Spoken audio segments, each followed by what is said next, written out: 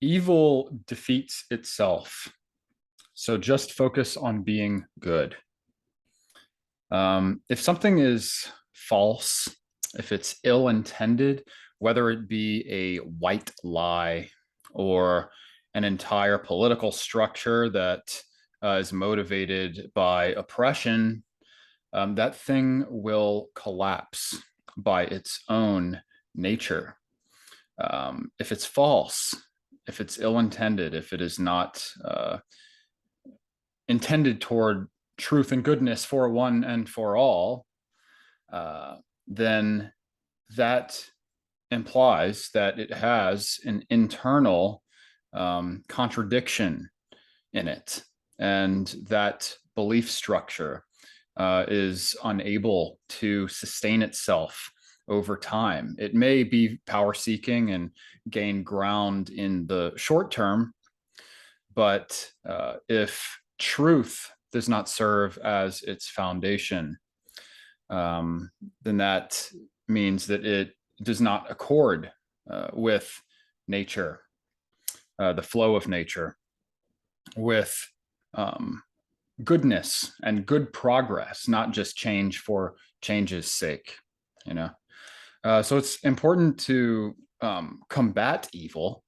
Of course, I'm not saying be completely passive. You should combat it when it does actually actively, directly interfere with you, impede on your progress as a person who is on a spiritual path through life. And if what you stand for is good and true, you will be able to accept things as they are and to endure any challenge that comes along the way. Okay. If what you stand for is not true or good, one indication of that is that you are constantly seeking conflict and you're starting conflicts and arguments on the basis of falsehood. And you're seeing problems where they do not exist. So your problem is in, at least outwardly, the diagnosis of the things that you're fighting. You're misdiagnosing things because you're not really on a truth path. You're not discerning properly because maybe you haven't sharpened those tools, of logical coherence, the ability to see logical coherence within a belief system, and also just sharpening your intuition in general, not just through critical thinking, but in learning how to accept things as they are, to not confuse your emotional reactions for intuitive insights, so learning how to be more self-aware through any means, including personality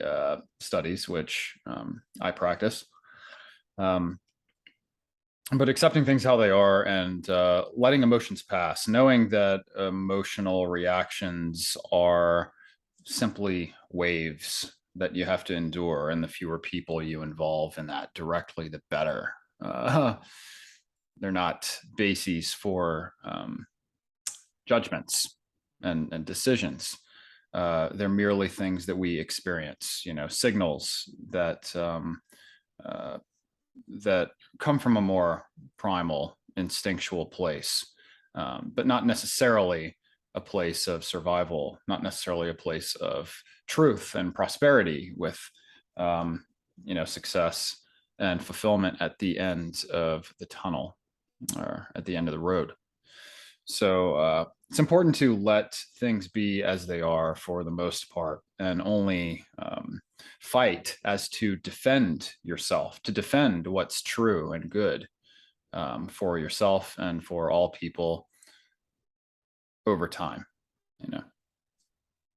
If you're the one seeking conflict, it's likely that your modes of judgment are indeed off. Adjusting your perceptions will help you better discern what is actually deceptive and false and evil, and therefore give you a better basis for judging which fights are worth taking on. So it's very important. That's all I got today. Cheers.